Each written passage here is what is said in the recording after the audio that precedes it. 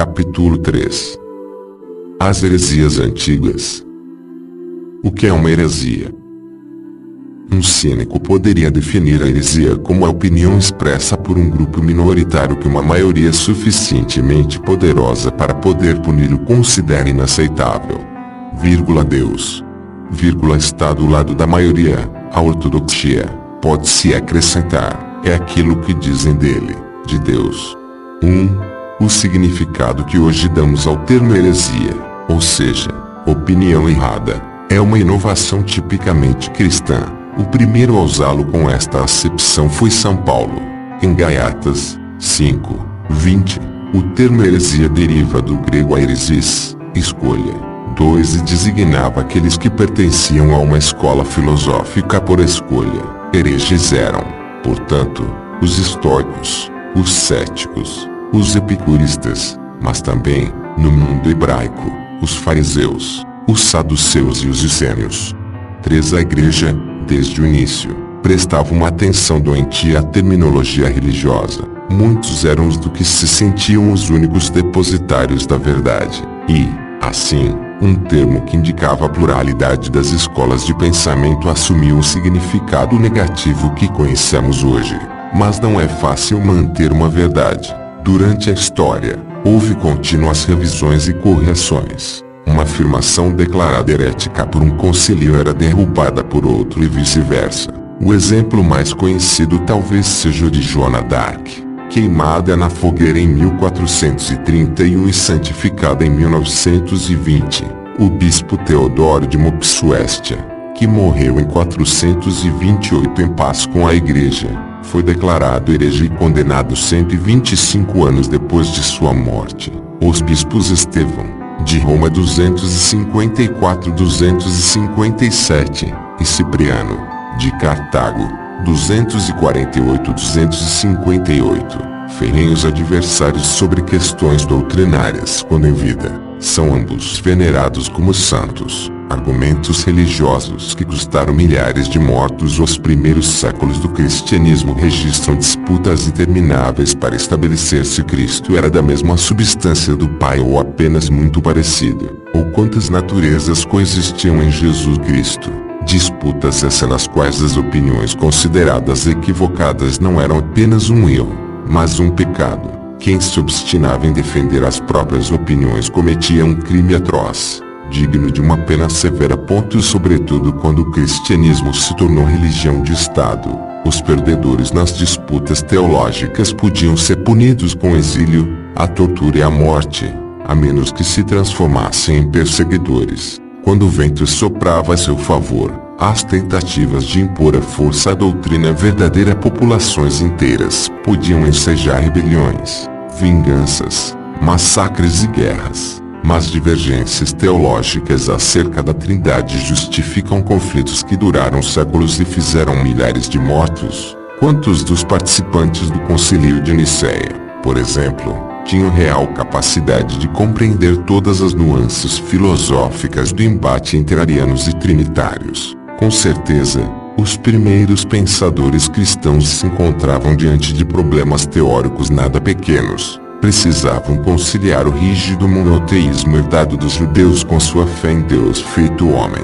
sem se confundir nem com as tradicionais mitologias pagãs. Lembremos das transformações de Júpiter, nem com os cultos místicos concorrentes e as doutrinas agnósticas, segundo as quais cada homem que ultrapasse um determinado percurso iniciático pode se tornar Deus. Os bispos não pagam impostos, mas havia questões doutrinárias que diziam respeito a elementos de importância concreta para a vida cotidiana das primeiras comunidades cristãs. Por exemplo, era preciso definir se os fiéis que haviam renunciado à fé nas perseguições deveriam ser readmitidos ou se os sacramentos celebrados por sacerdotes indignos deveriam ser validados. E, naturalmente, havia também os bastante concretos interesses materiais das nascentes elites cristãs. Pouco mais de 100 anos após a morte de Jesus, já existiam movimentos que lamentavam a corrupção e a decadência da Igreja, como os montanistas. Estes pertenciam a um movimento que nascera na Frígia no século II. Eles se consideravam puros, privilegiavam a relação direta com o espírito, e as mulheres figuravam em primeiro plano. O próprio Montano, em sua missão, era ladeado por duas mulheres, Priscila e Maximília. Os montanistas foram perseguidos por séculos.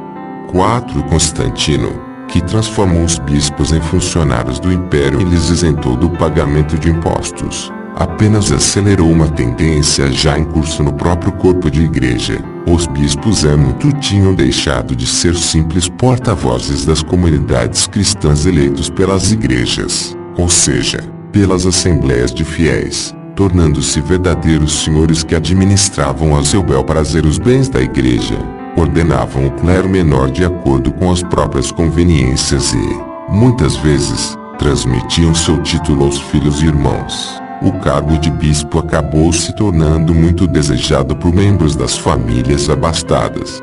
5. Apesar das disposições contrárias do Concílio de Nicéia, alguns homens foram nomeados bispos antes mesmo de serem batizados, como o filósofo neoplatônico, adepto de uma corrente de pensamento incompatível com o cristianismo, Sinésio de Cirene. O próprio Santo Ambrósio, já funcionário imperial, foi nomeado bispo poucos dias depois de ser batizado. 6. Quando o cristianismo se tornou religião de Estado, as acusações de heresia e as disputas teológicas se tornaram pretextos para jogos de poder nos quais a aposta era muito terrena. O controle de dioceses ricas, o monopólio de recursos e matérias-primas importantes, a eliminação de rivais e adversários, e a divisão dos postos nas cortes imperiais. Por vezes, de maneira ainda mais perversa, quem acreditava de maneira fanática na própria verdade podia usar o poder e a influência de que dispunha para impô-la aos outros. Alexandre, bispo de Alexandria, por exemplo, foi acusado de sabotar as provisões de trigo em Constantinopla para levar o imperador a assumir uma posição decisiva contra o arianismo. 7. No espaço e no tempo, a mesma doutrina daria cobertura a projetos políticos bem diferentes entre si. Dentre os seguidores de Ário, estavam imperadores romanos que perseguiam os rebeldes e o rei Goldo Totila, libertador dos escravos. Vários imperadores bizantinos aderiram à doutrina monofisista, mas muitos outros incentivaram rebeliões populares contra a autoridade de Constantinopla, e as aparentes contradições poderiam continuar. Naturalmente, a muito complexa aventura do cristianismo não se explica apenas com fatores políticos, sociais e econômicos. Há também elementos imponderáveis do ponto de vista racional. Em época de grande taxa de analfabetismo, quando não existiam telecomunicações e as pessoas se locomoviam no lombo de um burro por estradas mal conservadas, um único pregador dotado de coragem e energia podia conseguir, com seu carisma e eloquência,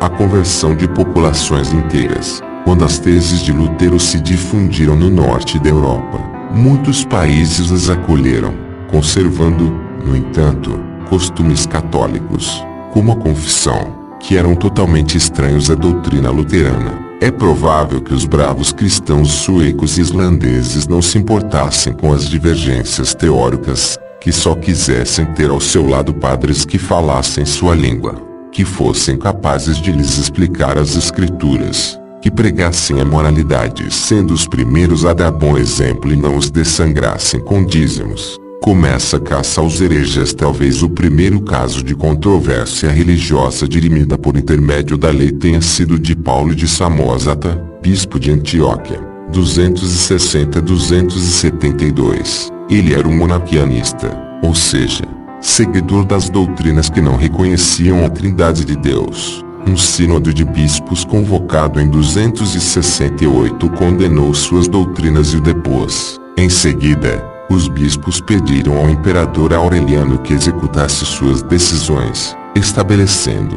assim, o perigoso precedente da intervenção do poder temporal nas questões eclesiásticas. Tudo isso acontecia em uma época em que os cristãos ainda eram periodicamente perseguidos. O imperador decretou a deposição de Paulo, que continuou em seu posto graças aos favores de Zenóbia, rainha de Palmira, sob cuja influência se encontrava a diocese de Antioquia, que impusera uma política anti-romana. Só em 272, quando o exército de Zenóbia foi derrotado pelo do imperador Aureliano, Paulo precisou abandonar sua cadeira.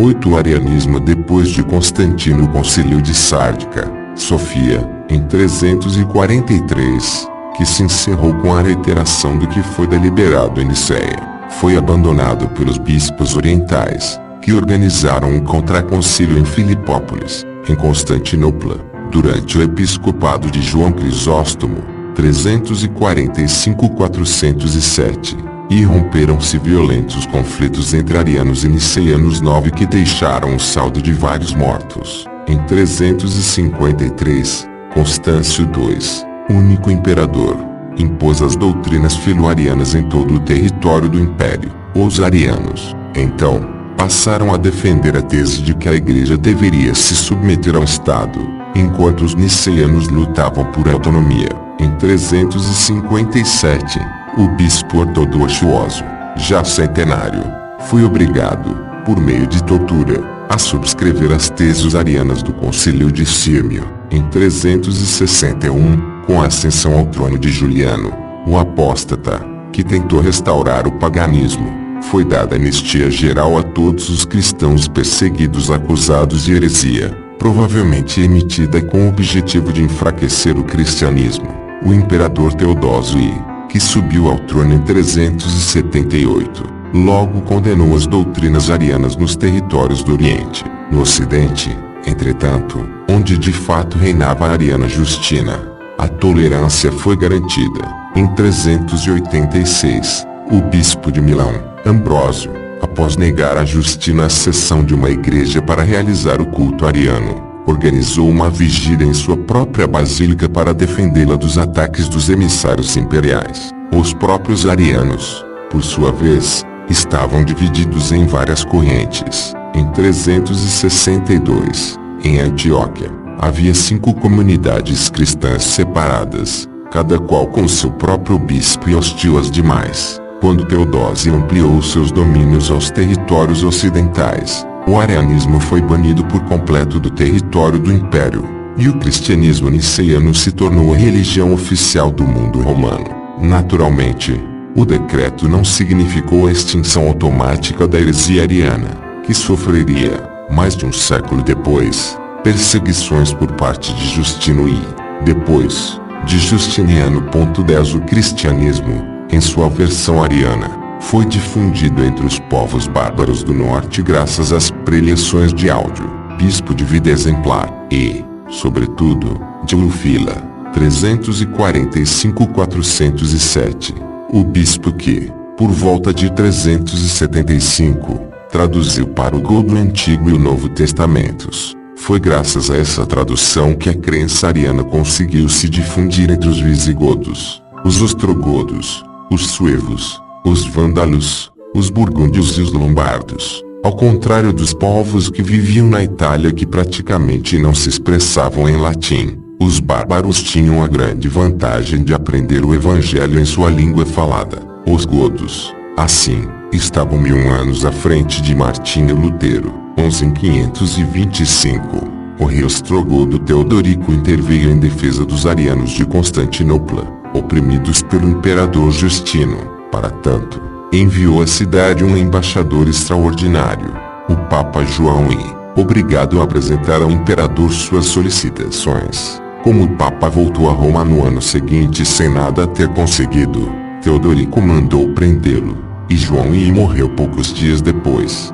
12 É óbvio que muitas vezes os soberanos arianos perseguiam os niceianos. Por exemplo, durante a dominação dos vândalos na África, estes sofreram vários tormentos. O auge foi no período entre 483 e 484, quando uma lei obrigou todos os católicos do reino vandálico a se converterem ao arianismo. Milhares de clérigos foram exilados no deserto junto com seus bispos. Muitos católicos foram condenados a torturas ou à pena de morte. 3 No entanto, até as populações bárbaras acabaram se convertendo ao catolicismo.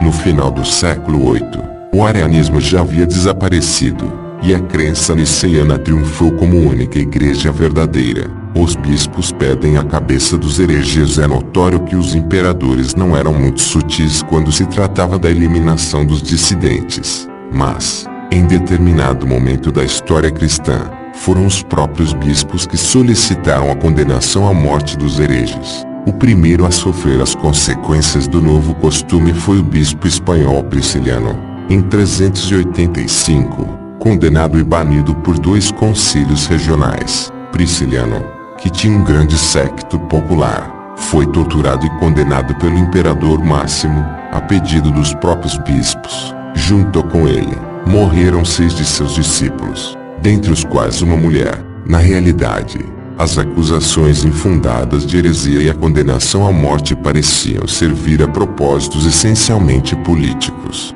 14. O episódio causou horror em vários prelados católicos que não concordavam com as heresias doutrinárias. O Papa Cirício condenou às mortes o bispo Martino de Tours, 321-401, excomungou todos os bispos que sujaram as mãos com aquele sangue. Só mais tarde aceitou se reconciliar com eles, a pedido do imperador, e apenas para salvar a vida de outros priscilianistas condenados à morte. Até mesmo o bispo Ambrósio, de Milão, recusou-se a ter contato com os bispos envolvidos na morte de Prisciliano. Naquela época, a consciência da igreja ainda não estava acostumada a considerar o derramamento de sangue uma expressão do amor pregado por Jesus Cristo.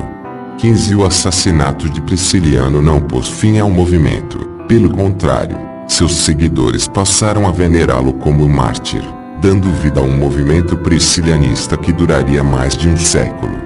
16. Heresia nestoriana. E o concílio que terminou em rixa. O nestorianismo deve seu nome a Nestório, bispo de Constantinopla, que, por volta de 428, contestou a qualidade de mãe de Deus atribuída a Maria. 17. Na época, o culto mariano já era muito difundido, e as teses de Nestório deram vida a verdadeiros tumultos. Contra ele se opôs com violência até mesmo Cirilo, bispo de Alexandria, diocese que lutava contra a de Constantinopla pelo controle do Oriente. Em 431, o imperador Teodósio II convocou um concílio ecumênico em Éfeso para dirimir a questão. Naquela época, viajar era muito difícil, e, por essa razão, os bispos chegaram em momentos diferentes. Primeiro, foram os adversários de Nestório, aproximadamente 200 bispos liderados pelo de Alexandria, Cirilo, decidiram dar logo início ao concílio, sem esperar os que apoiavam a parte contrária ou os enviados do Papa. Nestório foi obrigado a se apresentar e, como se recusou a entrar antes que seus seguidores chegassem, teve de depor em contumacia. O bispo de Éfeso, Menon, chegou a incitar a multidão contra Nestório. Poucos dias depois, chegaram cerca de 40 bispos nestorianos, guiados por João de Antioquia, que formaram um contraconcílio no qual declararam hereges e excomungaram Cirilo e Menon. Chegaram, então, os enviados do Papa, que reabriram o concílio oficial e excomungaram João de Antioquia. Os trabalhos do concílio se complicaram ainda mais com a intervenção de alguns funcionários imperiais, as tentativas de corrupção e os embates populares entre partidários das duas facções. No final, o imperador Teodósio II encerrou a assembleia criticando duramente os participantes e exilou tanto Nestório quanto Cirilo. 18. Derrotado no território imperial, o cristianismo nestoriano difundiu-se na Ásia, chegando à China, a Índia e a Mongólia. Em 486, os cristãos da Pérsia adotaram as teses nestorianas e empreenderam uma feroz perseguição contra os católicos. Para o rei da Pérsia, era muito cômodo apoiar uma igreja nacional que não dependesse de autoridades religiosas de um país adversário, como o bispo de Constantinopla. 19. A heresia monofisista e o latrocínio de Éfeso. A doutrina monofisista deve seu nome ao grego monos, único, e physis, natureza, e nasce como uma reação ao nestorianismo.